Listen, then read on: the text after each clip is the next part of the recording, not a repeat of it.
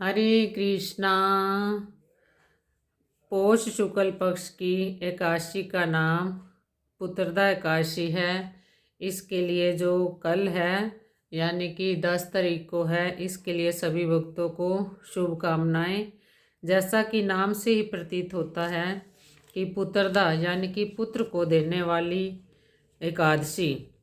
पुत्र की इच्छा करने वाले को यह व्रत अवश्य करना चाहिए, क्योंकि यह विचार माना जाता है कि मरने पर मुझे पिंड कौन देगा।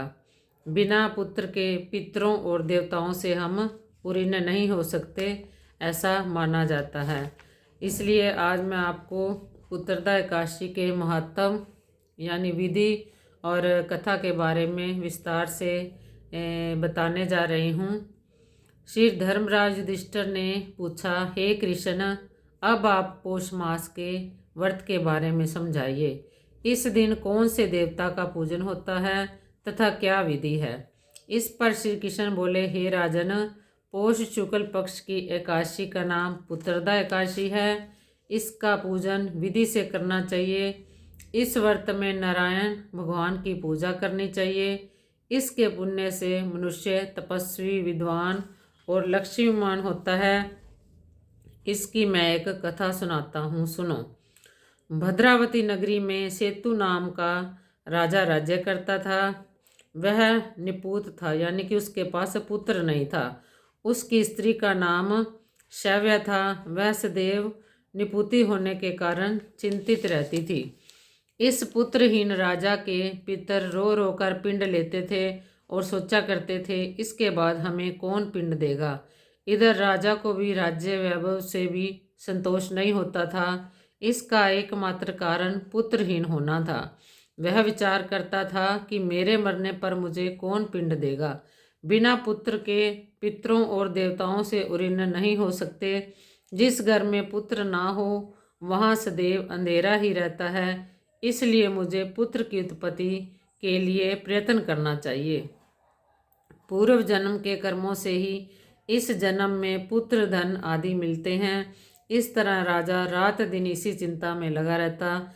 एक दिन राजा ने अपना शरीर त्याग देने की सोची, परंतु विचार करने लगा कि आत्मघात करना महापाप है।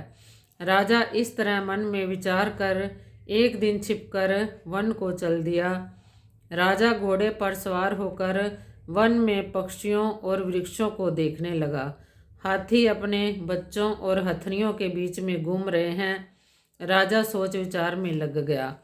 राजा प्यास के कारण अत्यंत बेचैन होने लगा और पानी की तलाश में आगे बढ़ा। कुछ ही आगे जाने पर उसे एक सरोवर मिला। उस सरोवर के चारों तरफ मुनियों के आश्रम बने थे। उस समय राजा के दाहिने अंग फड़कने लगे। राजा मन में प्रसन्न होकर सरोवर के किनारे बैठे हुए मुनियों को देखकर घोड़े से उतरा और दंडवत करके सम्मुख बैठ गया। राजा को देखकर मुनीश्वर बोले, हे राजन, हम तुमसे अत्यंत प्रसन्न हैं। तुम इस जगह कैसे आए हो, सो कहो। इस पर राजा ने उनसे पूछा, हे मुनीश्वरों, आप कौन हैं और किस लिए यहाँ हैं, सो कहो।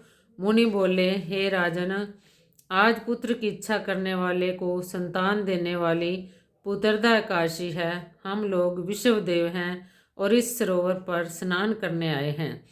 इस पर राजा बोला, हे मुनीश्वर, मेरे भी कोई पुत्र नहीं है। यदि आप मुझ पर प्रसन्न हो तो एक पुत्र का वरदान दीजिए। मुनि बोला, हे राजन, आज पुत्रदा एकादशी है। आप इसका अवश्य ही व्रत करें। भगवान की कृपा से आपके अवश्य ही पुत्र होगा।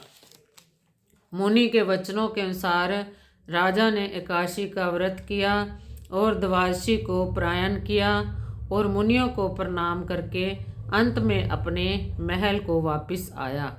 अंत में रानी ने गर्भ धारण किया और 9 माह के पश्चात उसके एक पुत्र रतन उत्पन्न हुआ। वह राजकुमार अंत में वीर, धनवान, यशस्वी और प्रजापालक हुआ। श्री कृष्ण भगवान बोले, हे राजन, पुत्र प्राप्ति के लिए पुत्रदा एकादशी का व्रत करना चाहिए। जो मनुष्य इसका महत्व श्रवण व पठन करते हैं उनको स्वर्ग मिलता है। बोल काशी महात्म की जय। बोल बांके बिहारी लाल की जय। इसका पारण अगले दिन सूर्य उगने के बाद है और हमें इसका पारण कर लेना चाहिए। बोल बांके बिहारी लाल की जय। हरे कृष्णा।